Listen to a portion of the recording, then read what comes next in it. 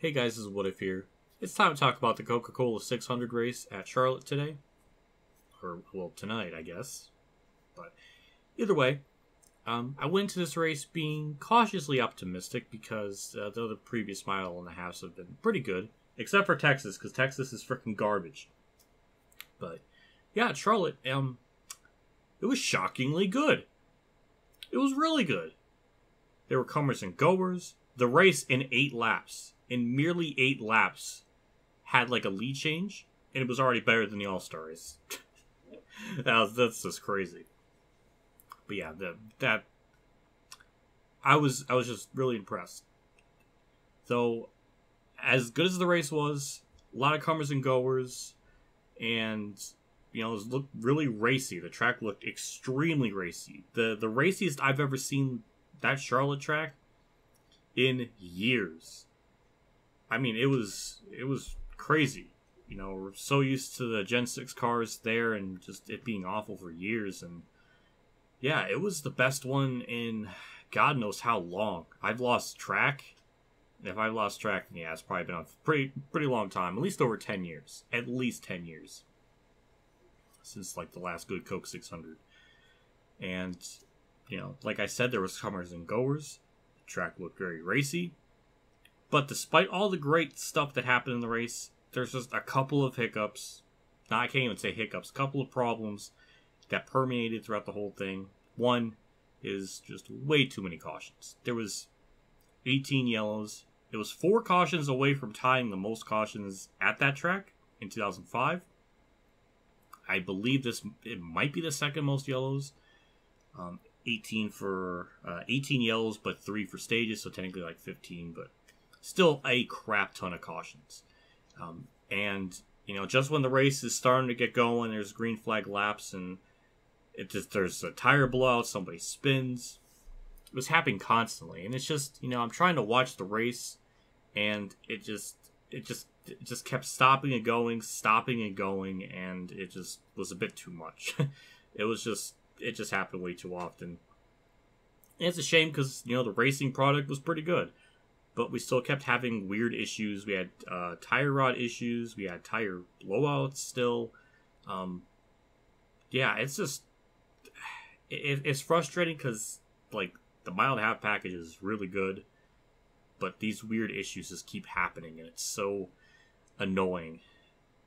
And also, I think this kind of proves once more, for like the 80th time, that we don't need stages. It's like this car and the weird mechanical failures, and I just think just it being tough to drive in general, I think we don't really need stage cautions. I mean, I didn't like it since 2017, so that's not anything new to me, but I think it's kind of obvious with these cars, unless the drivers just magically start learning how to drive it and get better throughout the year. I don't know, but God, I hope they do, because that's like another thing with the Coke 600 is like, the whole point of the race is it's 600 miles of ruling just endurance.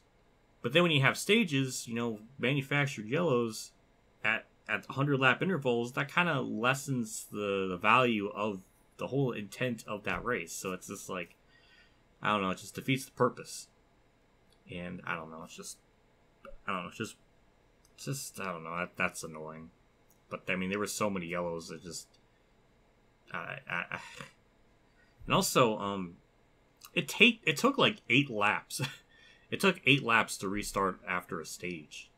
That seems like a lot. I don't know what the average is, but 8 laps seems like way too damn much. Between, like, a stage 1... when stage 1 ends and then stage 2 begins, there's like 8 laps of pace laps. It's quite a lot. I can't even factor in how many yellows, caution laps they actually ran around the track. Could have been over 50. I don't know, but it was a lot. It was a lot. But as far as the racing product is concerned, it was really solid. I really enjoyed it. It's just too many yellows, way too many weird just tire issues, mechanical failures. There was maybe one yellow that was stupid where Harvick scraped the wall, and that was a yellow. Harvick's gotten away with a lot of yellows that didn't need to happen that involved him. That's weird. That's happened twice now. I don't know what that's about. I guess it's just coincidence, but there's like only one yellow. I thought that was like unnecessary. Fox Camera Crew again kind of shits the bed because in the Truck Series, the Ross Chastain win, what's the Leach win? That's just irrelevant. But like he's about to smash the watermelon, and he has his hands up in the air, and then the camera cuts to the fans, and then they cuts back, and he already smashes. Like what are you doing? Like how do you fuck that up? This isn't the first time he's like Chastain has done this type of celebration. Why would you cut the camera? It's just weird things like that, or in the Xfinity race, there was a clip on Twitter about it where Kevin Harvick's kind of like trying to tell like the race director or camera people, whatever, like focus on this like battle for the lead that will happen after pit cycles go through, and they weren't even focusing on it, and they were like getting a bit annoyed. And it's like, yeah, good on them, and everything. So it's just a weekly thing. It's just annoying to put up with that.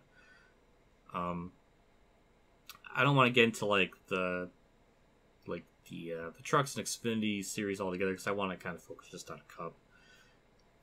But yeah, that's just kind of my general thoughts. It was really solid. Again, those couple of problems with just a lot of yellows and everything. There was a weird flip. There was a weird flip with Chris Buescher. That's the second time he's flipped now in his career. But this one was weird. It was similar to how Newman's wreck was, but kind of. His tire like broke off. It dug into the ground and it made him flip. And it was so damn weird. I don't know if that's like a safety bizarre hazard thing or a freak accident. I don't know. But that was just weird. There was a lot of big wrecks, and yeah, it's just like there was a creative. They were going like 4 wide off turn 4 for the lead. Like I don't blame the drivers for that. Like there was people on different strategies. Some people were taking 2. Austin Dillon took 4 and he rocketed through the field, but Fox didn't really like focus on that. So it kind of came out of nowhere. But it was just like I was focusing on it because like that was like the first car that took 4, and we saw at different points throughout the race where people took 2 and they just like didn't work. I think it was Blaney and maybe Bubba Wells. I know it was Blaney, but I think it was somebody else that did like 2 tires and like had issues, but they definitely weren't fast on the restart. So I was looking at those people that pitted and took 4 there right at the end. I was like, yeah, they're going to be fast. And they were 4 wide off 4, and that was insane. Obviously that was a big wreck and it was a mess, but it's just prior to that point there were so many other cautions before, and they just kind of added on to the mess of it. Yeah, and then Denny Hamlin kind of snookered in a win out of nowhere. I can't even really get salty or upset about it. Just kind of, Kyle Larson had nearly one of the most insane comebacks ever, from starting in the back, getting like 2 speeding penalties, spun out on track. His car caught on his gasoline spot caught on fire. It was just an absolute crazy race from his perspective, and the fact that he almost had a shot to win it's crazy. It was nuts. So it was nice to see like Jarvis being able to come back from misfortune. There was some weird, bizarre vehicle damage policy that happened with Bo Walls. I don't know what the whole details with that is, but the whole vehicle policy thing is stupid to begin with. It should never even been implemented. It's just dumb. So that sucked for Bubba. Bubba again keeps getting like screwed out of just really good runs. Same with Suarez. That again, him and Chastain. I mean, even Suarez like had such good cars. And it's a shame that they got out of it with the circumstances that they were in. But yeah, I mean it was.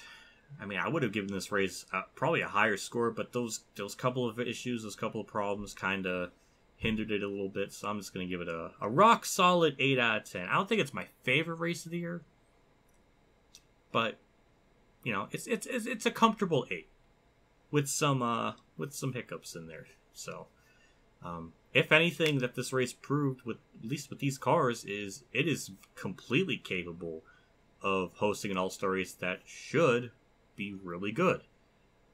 But then again, if they want to change it and go to Charlotte, then that means we're going to have 2 Texas dates, and nobody wants that. So I guess Texas being All-Star Race is the lesser of 2 evils, unfortunately. So I guess we'll just have to deal with it, which is stupid. I wish they would just remove Texas altogether, or like completely reconfigure it so it's like back to where it was before. Because there's no way they're going to save that track. They gotta God, the PJ1 stained into the track, so it's a lost cause. Might as well just reconfigure it, but that'll take millions to do. And North Wilkesboro died for Texas. I want to make that point clear again.